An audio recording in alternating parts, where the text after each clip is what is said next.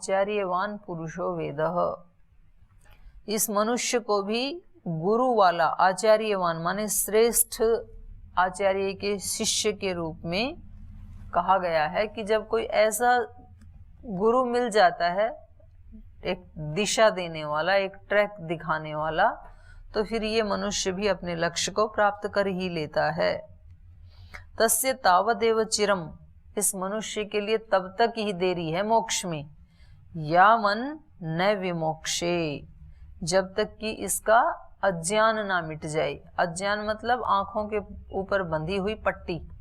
जैसे उस व्यक्ति को रास्ता नहीं दिख रहा था ना, आंखों पे पट्टी बंधी हुई थी, तो ऐसे ही हम सब के आंखों के ऊपर क्या बंधी हुई है? अज्ञान की पट्टी बंधी हुई है। तो कह रहे हैं वो उस पट्टी को, उस अज्ञान को छोड़ देगा, उसको जब ज्ञान हो जाएगा तो, और फिर अथ संपत् से, और उसके बाद फिर वो ब्रह्म को प्राप्त कर लेगा। यहाँ है उस व्यक्ति के लिए वो गांधार को प्राप्त कर लेगा इस उदाहरण में। और जीवन के लिए, हर मनुष्य के लिए क्या है कि जब तक कोई ऐसा अनुभव प्राप्त गुरु नहीं मिला है, तब तक ही इस मनुष्य के कल्याण में देरी है। एक बार यदि कोई ऐसा गुरु मिल जाए और वो हमारे अज्ञान की बंधी हुई पट्टी को खोल दे, हमारे अज्ञान को मिटा दे, जो हमारे मन में हमने कल्पनाएं, कुछ भ्रम, कुछ इस तरह का बना रखा है, उन सब को हटा दे। जैसे कि अर्जुन के भ्रम को किसने हटाया?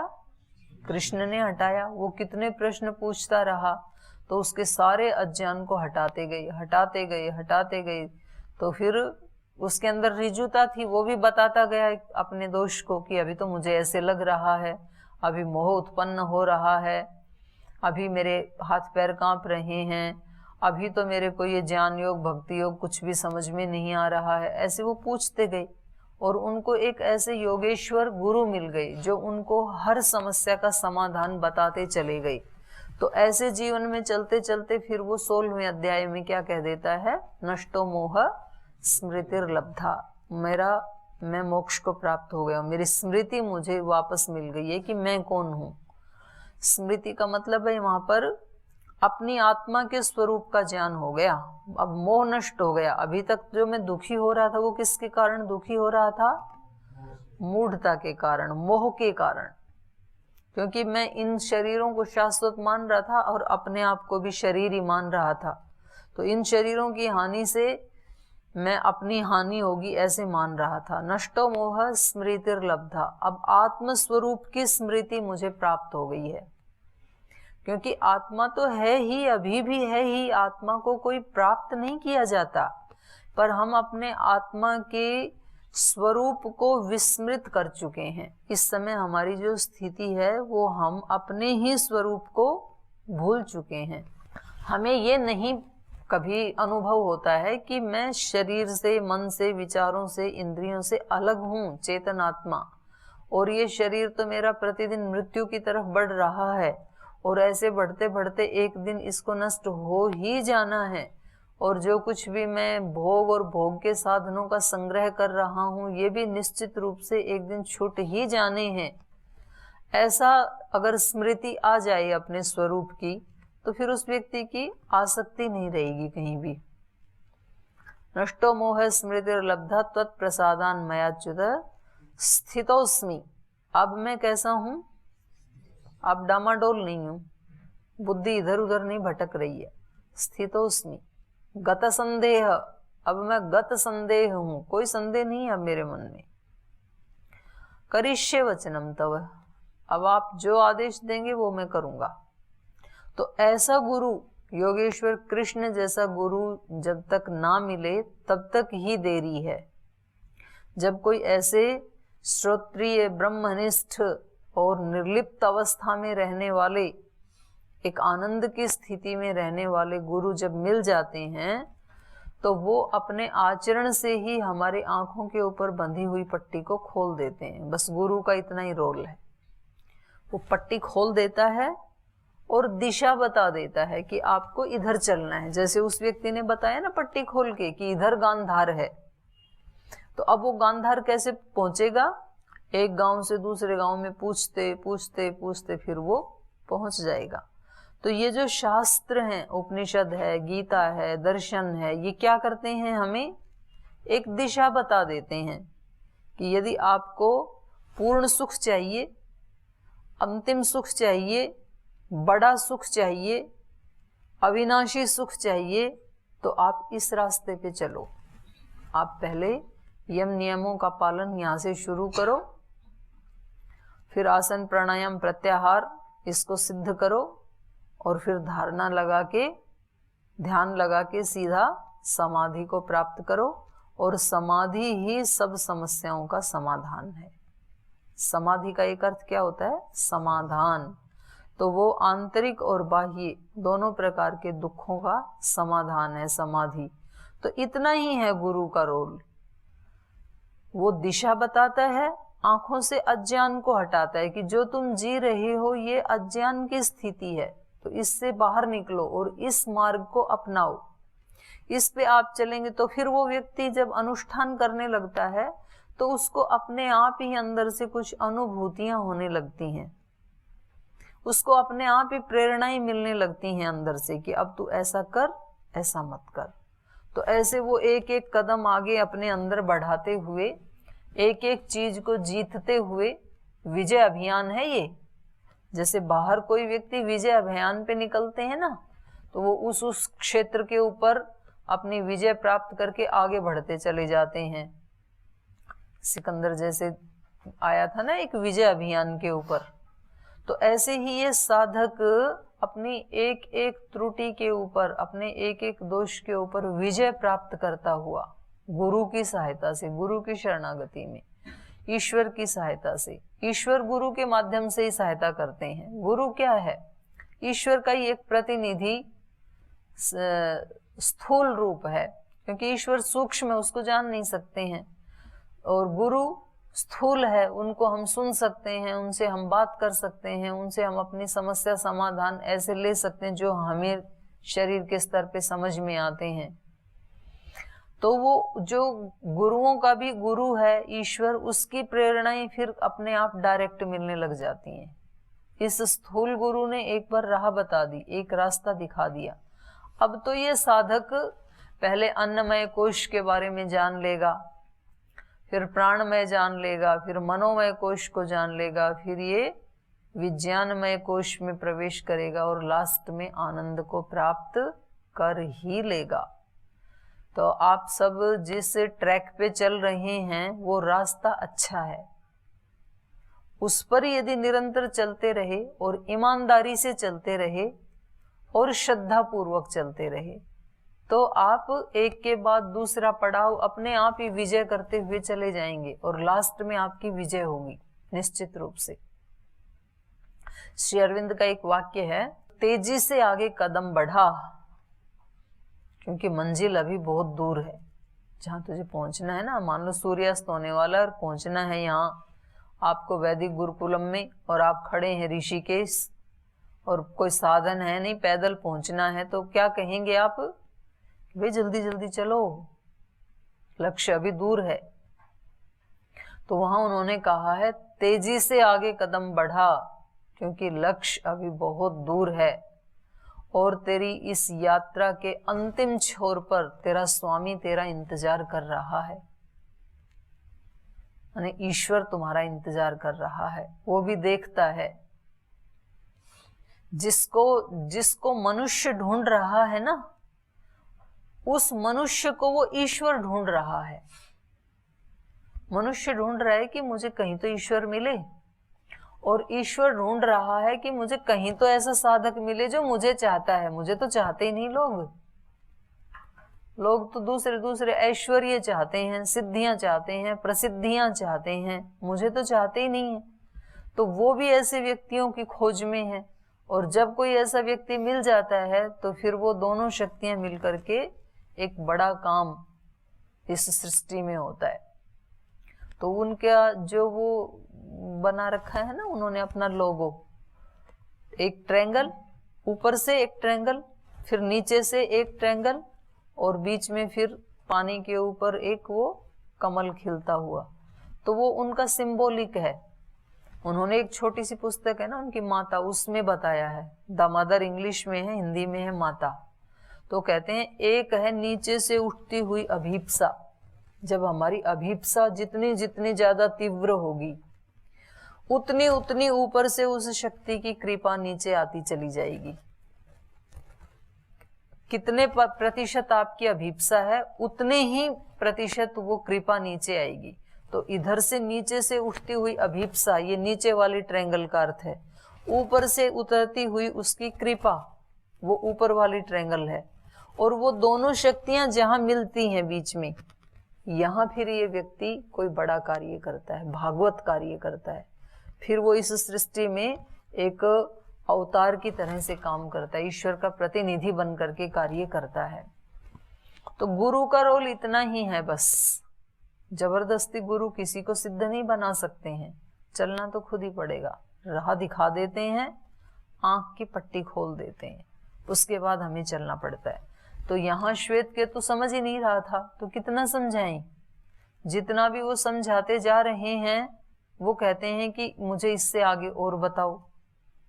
तो उनको पता लगा, गुरु को ऐसे लगा कि भाई ऐसे तो मैं समझाता गया तो चाहे मैं सारी जिंदगी भी शब्द बोलता रहूं तो भी इसको अनुभूति नहीं होगी, क्योंकि जब तक आंख पे अज्ञान की पट्टी नहीं खुलेगी तो वो मैं खोल देता हूं। मैंने रास्ता बता दिया कि भाई ऐसे है, अब इसके आगे चलना तो इसी को पड़ेगा, तभी तो प्राप्त कर पाएगा उसको।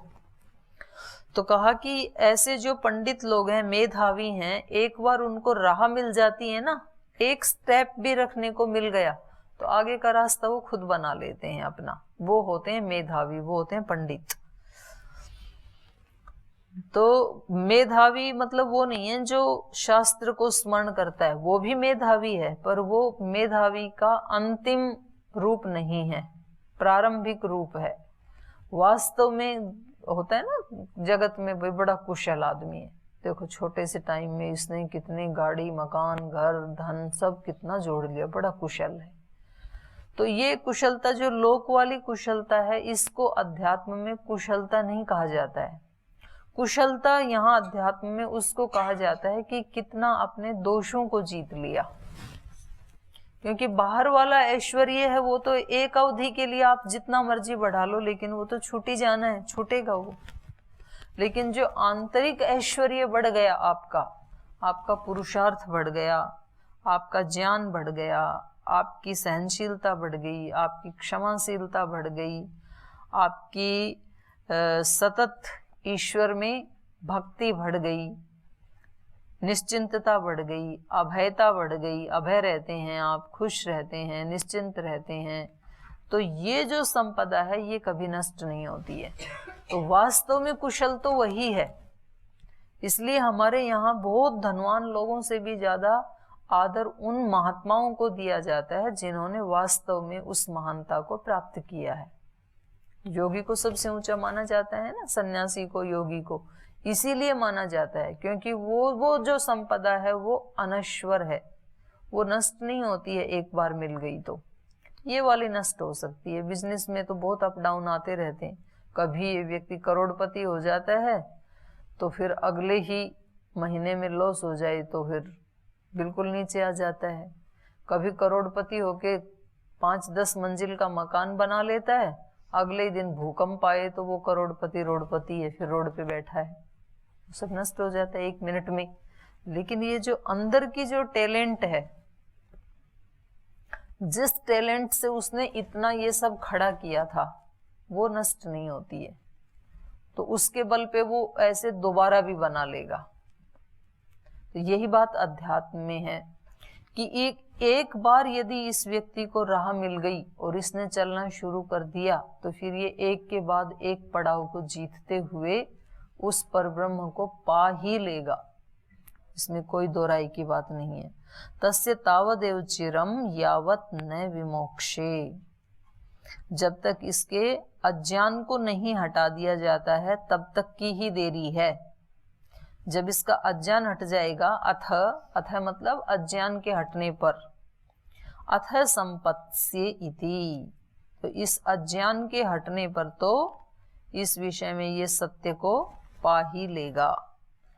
स यह एशो अणिमा, तो ये जो सूक्ष्म तत्व है जो अपने ही विजय अभियान से मिलता है, स एष अणिमा एतद आत्म्यम एतद सर्वम तत्सत्यम स आत्मा तत्त्वमसि श्वेतकेतो इति भूय एव मा भगवान विज्ञापयतु तथा सौम्य इति होवाच। कह रहे हैं आपने बता तो दिया राह पे चलना है, लेकिन फिर भी चलना नहीं आ रहा है, कैसे चलूं, और थोड़ा बताओ।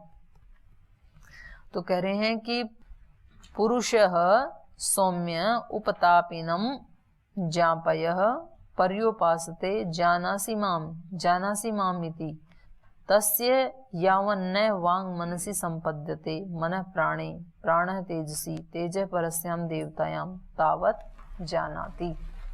कह रहे देखो हे सौम्य, जैसे कोई पुरुष उपतापिनम रोगग्रस्त हो गया, और रोगग्रस्त ऐसा हो गया कि अब मतलब उसकी कोई जीने की आशा नहीं है, मरणासन्न है जैसे कोई व्यक्ति, तो ज्ञातय माने उसकी जाति वाले मतलब उसके कुटुंबीजन मनुष्य जो भी उसके रिश्तेदार हैं, घर वाले हैं, वो सब ज्ञातय पर्युपासते उसके चारों तरफ इकट्ठे हो जाते हैं, चारों ओर से उसको घेर लेते हैं कि मरने वाला है।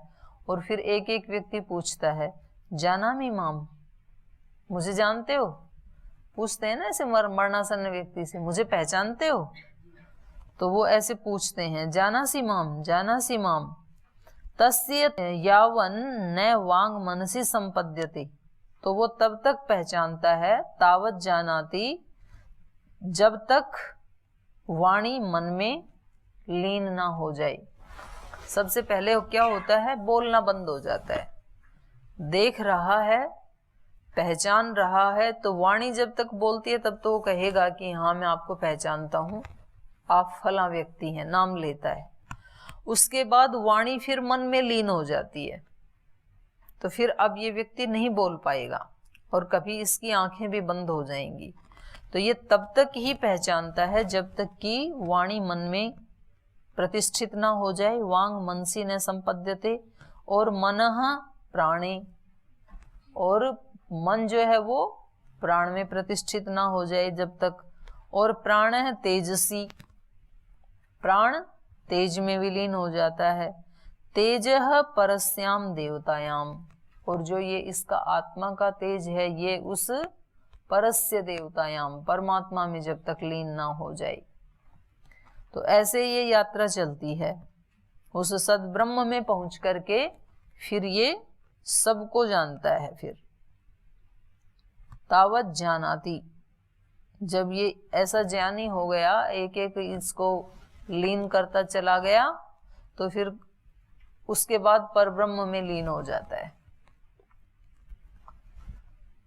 अब वहां पर जो योगी जन है वो एक बार लीन होके वापस नहीं आते हैं, दूसरे हैं वो एक बार शरीर को छोड़ करके तुरंत फिर वापस आते हैं। कुछ तुरंत आते हैं, कुछ वर्षों के बाद आते हैं, कुछ उनके वैसे जो संस्कार हैं, तो जैसा उनको जाति आयु भोग मिलना है उसकी तैयारी यदि कहीं नहीं है पृथ्वी पे, ऐसे माता पिता घर परिवार, तो फिर वो इंतजार भी करते हैं जो महापुरुष हैं। अथ यद अस्य वांग मनसि संपद्यते मन प्राण प्राण तेजसी तेज परस्याम देवतायाम अथ न जानाति। तो ये व्यक्ति जब तक इसकी वाणी मन को प्राप्त ना हो जाए, मन में लीन ना हो जाए, प्रतिष्ठित ना हो जाए, और मन प्राण में और प्राण तेज में और तेज उस देवता में, पर देवता में, पर ब्रह्म में, जब तक ये लीन ना हो जाए तब तक तो जानता है। अथ न जानाति, इसके बाद नहीं जानता है फिर किसी को। फिर कितने भी संबंधी रो रहे हैं, इस आत्मा को कोई कष्ट नहीं होता है। जो छोड़ के एक बार चला गया ना, तो जो लोग इसको बहुत प्रिय थे वो विलाप कर रहे हैं और उसको अनुभूति भी होती है, तो भी उसका कोई अटैचमेंट नहीं होता इन लोगों से। फिर वो अपनी एक दूसरी यात्रा पे चल पड़ा है आत्मा। तो ये सारा जो राग द्वेष मोह एक अपनापन, ये जो आसक्तियां हैं, ये कब तक हैं? जब तक हम शरीर में हैं। शरीर से एक बार छूटे तो सारा जगत खत्म, फिर कोई संबंध नहीं है। स यह एशो अणिमा, तो ये जो सूक्ष्म तत्व है जो ऐसे लीन होता चला जाता है एक से दूसरे में, एतद आत्म्यम, यही आत्मा है, इदम सर्वम तत्सत्यम, वो ही सत्य है, उसी से सब सत्य है, उसी से सब ये संसार है। स आत्मा तत्वमसि श्वेतकेतो इति, और वही आत्मा तू है, तेरे अंदर भी सारी वो ही महानताएं हैं, वही सारी संभावनाएं हैं जिनका वर्णन किया जा रहा है। भूय एव मां भगवान विज्ञापयतु इति तथा सौम्य इति होवाच।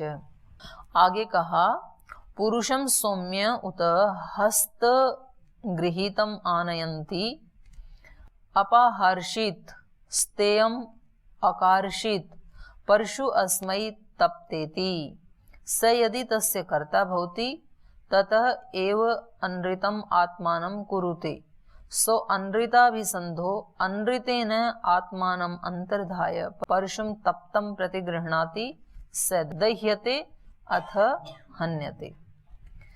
कह रहे हैं देखो, सत्य को प्राप्त और असत्य को प्राप्त की एक और पहचान बता रहे हैं आपको। पुरुष है सौम्य, हे सौम्य, ये जो पुरुष है यह उत हस्तगृहीतम आनयंती, मानो किसी व्यक्ति के हाथ को पकड़ करके उसको लाया जाता है सभा के बीच में।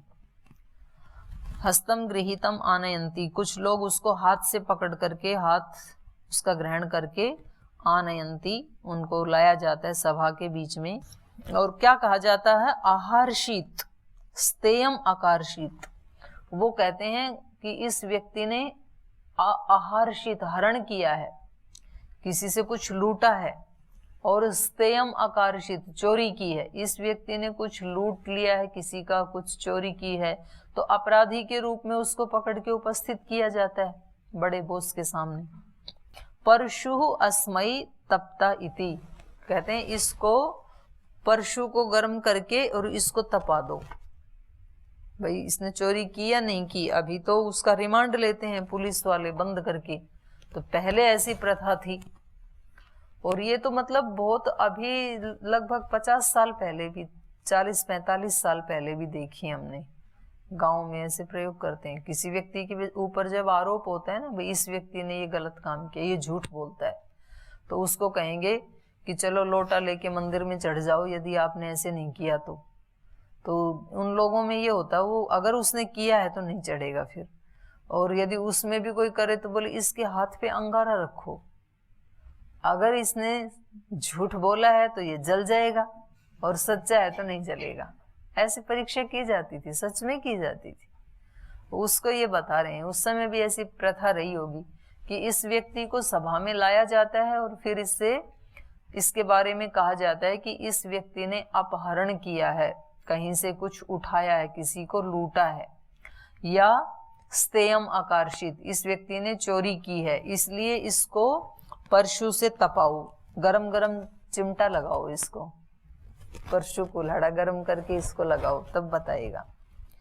स यदि तस्य कर्ता भवति, तो यदि वो उस कुकर्म का करने वाला है, माने चोरी डकैती आदि यदि करने वाला है, यदि उसने उस समय चोरी की है, तो ततः एव अनृतम आत्मानं कुरुते, तो उसी समय उसके मुख पर ना वो भाव आ जाता है, वो डर जाएगा कि तूने पकड़ा और तू जला, तो वो उसी प्रकार का भाव भंगिमा अभिव्यक्त करता है। फिर यदि उसने चोरी की है, ततः एव अनृतम आत्मानं कुरुते, तो या तो वो उसको स्वीकार कर लेता है डर के मारे कि भाई अभी लगेगा चिमटा, गरम लाल लाल उसको देख करके डरेगा ना कि अभी ये लगा, तो इससे अच्छा तो मैं स्वीकार ही कर लेता हूँ, तो या तो वो अपने दोष को स्वीकार कर लेता है, और यदि स्वीकार नहीं करता है तो भी उसके चेहरे पे तो आ ही जाता है, उसके हाव भाव से पता लग जाता है ना।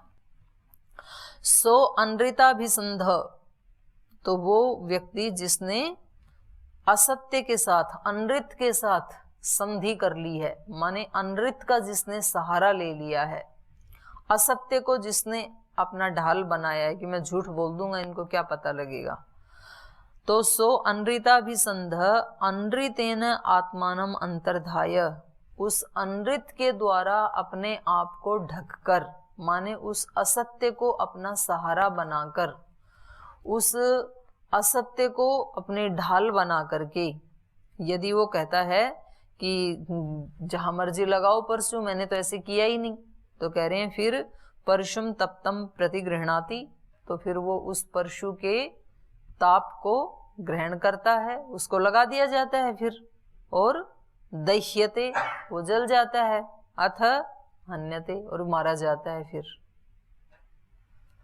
अगर उसने चोरी की है और फिर भी वो मतलब बता नहीं रहा है, तो लोगों का पहला प्रथम दृष्टा तो उसके चेहरे पे आ जाता है, उसके मुख पे आ जाता है, इसने काम किया है कि नहीं किया है।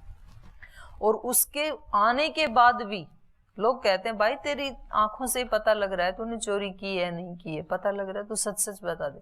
फिर भी यदि वो असत्य से ही अपने उसको ढकना चाहता है, दोष को, उसका ही सहारा यदि वो लेता है, और वो कहता है कि ऐसे होता है ना कभी कभी कि ठीक है मैंने तो नहीं किया, आपको जो दंड देना है दे दो, तो ये मूढ़ता में बोलता है वो। अगर समझदार होता तो फिर स्वीकार ही कर लेता।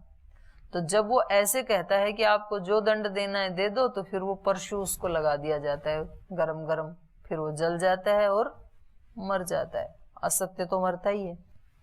अथ यदि तस्य अकर्ता भवति तत एव सत्यम आत्मानं कुरुते, स सत्य अभिसंधवः सत्येन आत्मानं अंतर्धाय परशुम तप्तम प्रतिगृह्णाति, स न दह्यते अथ मुच्यते।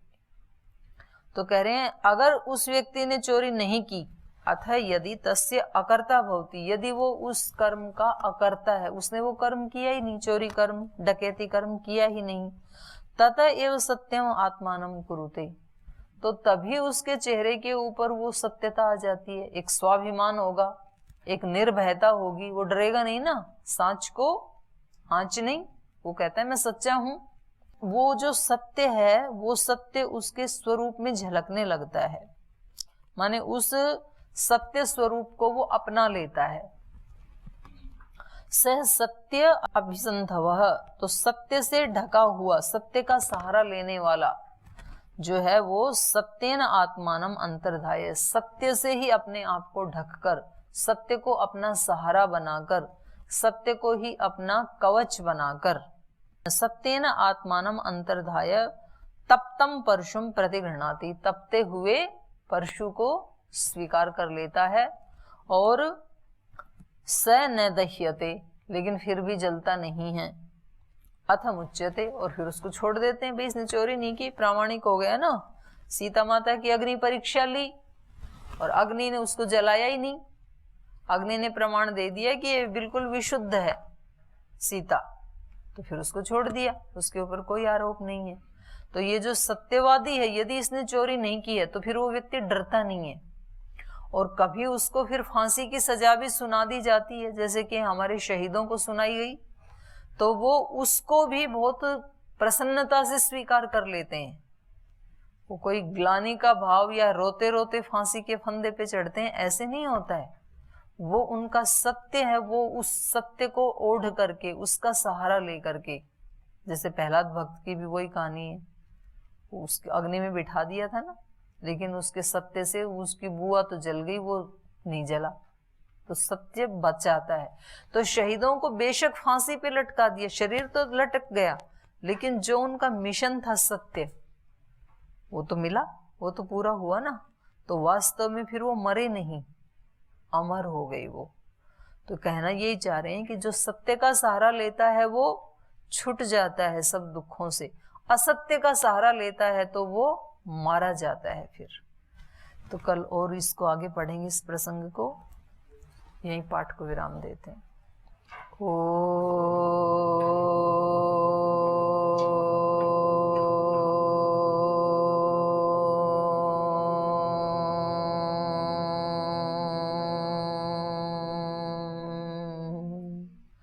शांति शांति शांति। श्री गुरुभ्यो नमः।